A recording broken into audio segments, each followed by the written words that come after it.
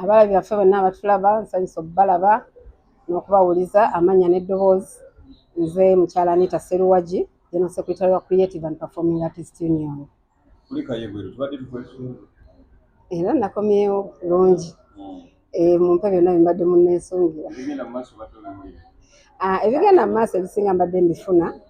byonna gye mbadde era nga ripooti zonna mbadde nzifuna bulungi nnyo. Sawa nekyasinza okukwata akatiisa ekyobuwumbi 18 watabuddewo Masindi n'avaayo bubi nnyo era n'agamba federation kikafuuwe ssente tebajja zifuna.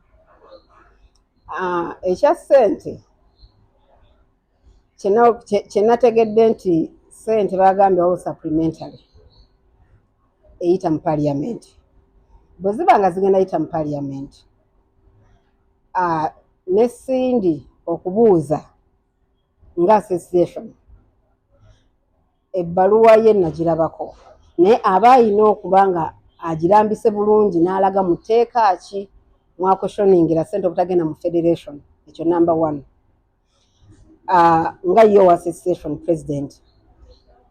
era tetulina na bukakafu nti ssente ezo zijja kgenda mu federation direct kubanga ssente bwe ziba zayise mu parliament kitegeeza tulina line ministry ssente mwe zirina okuyita era waliwo amateeka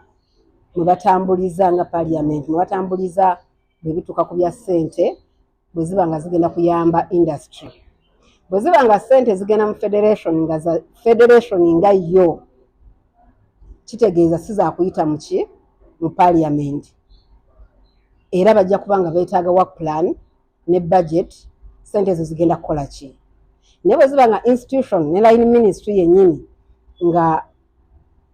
bano abaana be beekulembera ne bagenda mu parliament nga mwe temwebuuza lwaki ministry teriiko temwebuuza lwaki union teriiko temwebuuza lwaki UNCC NCF zonna teziriiko olinga agamba nti abadde bazesunga bagira balindira mu bumpimpi bwe ziba nga zijja nga ziri it's a political package bajja zifuna ne bwe ziba nga zizze kuyamba nga economically zigenda kuyamba industry okweddaabulula n'okulaba nga etereezebwa nga gavumenti ezze kuyamba kutereeza ssente ezo zigenda sobola kugenda mu federation wabula zirina kuyita mu ministry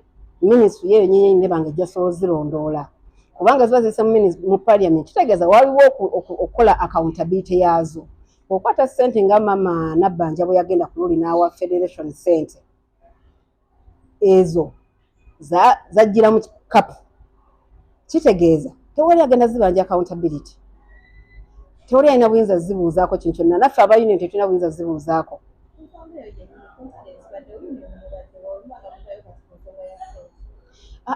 ffe tetunavayo ku nsonga ya ssente ffe nga ffe olw'ensonga nga bwe mbagambye nti institution zonna bwe baba nga bali beekulembera ne bagenda ne babako bye basaba tebaatu-involvinga tetulina we tubiyingiriramu naye essaawa yaffe ey'okubiyingiramu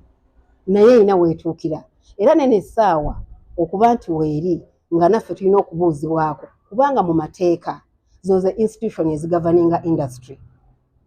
federation ne bweba weeri naye erina waggulu abagitwala mu mateeka ffe institution eziri waggulu ze zitwala sinze nga Anita naye institutions zino zitukulembera ze ziba zibatwala mu mateeka kati nazo ziri questionable obukeera ku makya nga ssente zise mu parliament ne zijja mu ministry ne ziva mu ministry ne zijja mu institutions zino kati nsobe ki gye baakola okusinza ku kyetwawulira nti oluvannyuma lwa Women Federation okugenda ku parliament babakakanyamu konti nga kitegeeza okuba nti ebintu bye bakola babikolanga bwe baagala kubanga tebabikola mu mateeka kyonna kye baakola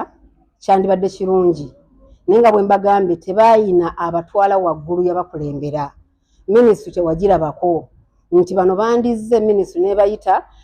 neyanjula bwanjuzi nti ono ye president wa federation ono ye general secretary wa union ono ye gundi tuzze ku nsonga bweti nga tulina ekiwandiiko kimu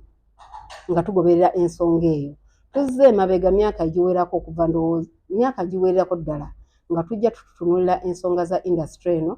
regulations copyright tewali kiwandiiko kyatawandiikibwa kuweebwa gavumenti so bwebanga eri mu kutereeza emanyiwa weeyina okuyita naddi lweyina okugendayo bwebanga essaawa eno nga federation ye ŋŋanzi kitegeeza kiri political tekiri mu layini ya kutereeza mulimu ekyo kyo owa federation kisobola omuluma naye nga ge mazima yoni ogwamu gwa kutereeza ate tuwulira nti wali yayisaamu president wa federation gaali nti teyasoma Eddy Kenzo Omusuuza naye yali mukulira abayimbi mu union mukitunulira muti ate ffe ekyo union tukitunulira nti omukulembeze tulina obukulembeze bwa mirundi ng'etaano mu bitabo era tulaba abakulembeze ab'enjawulo naye tekitegeeza nti buli mukulembeze aba alina okuba nga asomye waliwo katonda gwawa obukulembeze nga buzaale kati bwakuwa obukulembeze obuzaale osobola gwe okwongerako okutuuka mu bukulembeze buno n'oyongerako ebitabo n'oyongera okwagala okumanya olw'entebe gy'olimu so nze Kenzo kyenyinza omukubiriza kubanga musajja mugezi ayongereko bwongezi okwagala okumanya asobole okubeera mu ntebe gy'alimu ng'ate takolera ku practical zokka naye nga ne theory agiinako idea oba theory gye mpita ey'ebitabo ffenna wano we tuli tusoma nange era ne mu kusoma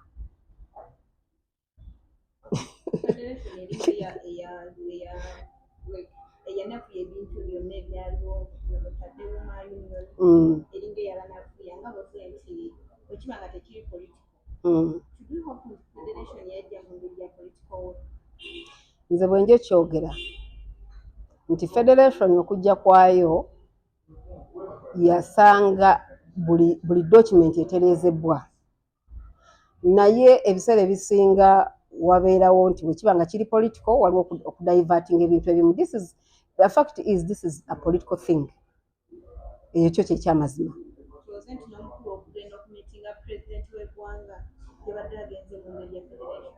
mukulu wano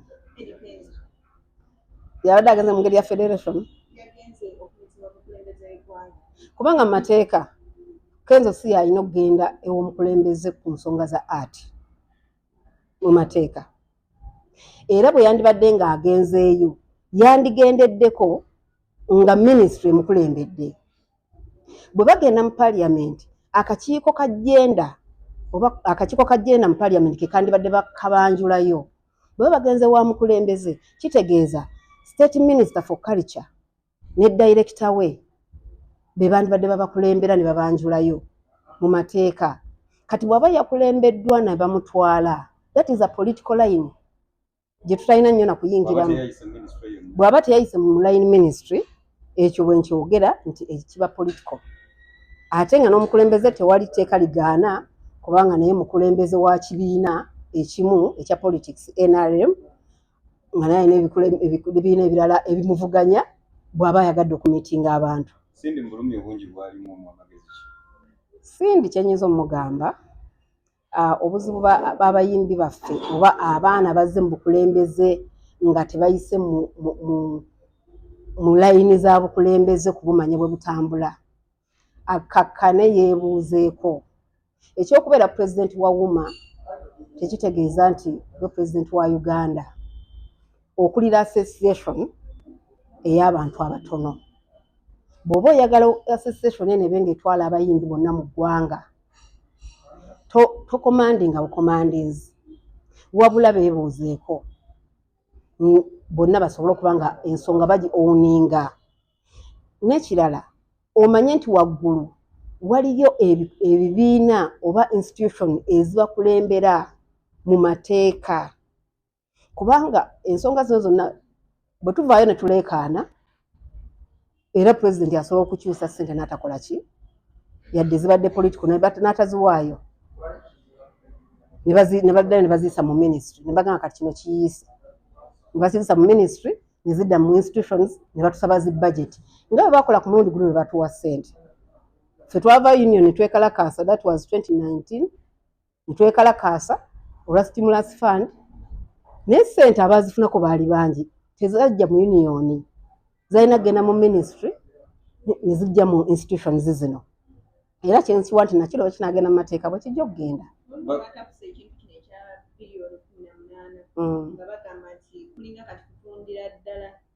entertainment industry yonna ng'ate abantu abolubatu be bagitunda abatudde emisolo ekisiganya nakyo era kiddayo ku kiki embagambye nti bwe kuba kutunda nga bakitulize politikale bajja okulonda kujja kuggwa oba ebigendererwa bya kino byonna bwe binaggwa abantu bajja kukomawo mu mateeka amatuufu ate era tutambuze ebintu nga bitambula kubanga kijja kuba kya kiseera buseera bwe kiba nga kirina kubeera mu mateeka kijja kuddayo kitambule nga bwe kirina okutambula kubanga lwaki kize mu kiseera kino lwaki kiri mutundwe lwaki biki so ebibuuzo bingi simwe mwekaba byebuuza naye ne institutions zitudde zisirise kubanga tezirina buyinza bukweshoninga bakama baazo era ojja kwesanga nga bwe mbagambye nti line ministry oba minister state minister peace mutuuzo owa culture ne director we Juliana lwaki ate ensonga zino twali tuziraba nga zirimu minister wa labor Betty lwaki ensonga ezo tezagenda oyo nasobola okutambuza nga amanyi institutions zonna zabadde atambula nazo so ekyemutundwe gurupu esobola okuba nga yategeeragana ne bagiwa ekifo naye bw'oŋŋamba mugenda kusasula ku biliyoni kuno kuliko okusasula abantu be babadde banywa ne balya ani yabasindikayo in the first place lwaki sente bwe ziba za kutereeza industry ate zigenda sasulirako akabondo akatono naye mbagambye nti bwe zibanga it's a political political game oba buyambi buzze politically kitegeeza baddembe okwata biliyoni ne bwe ziba 20 ne baziwa ab'emutundwe ne batambuza programu yaabwe nga bweri bayinza okuba balina programu kwe batambulira nabo ku sayidi eyo nga balina right Bamugambye gwe nalekawo era yakyaliwo nga yali mu kifo kyange yadde nkomyewo naye era yakyaliwo ng'ali mu kifo kyange Bamugambye naye muyimbi atulayo ku office nze kyendowooza mu nsonga eyo nti lwaki ensonga zino tuzitunula nnyo ku bayimbi nti abayimbi ng'oggyeko domain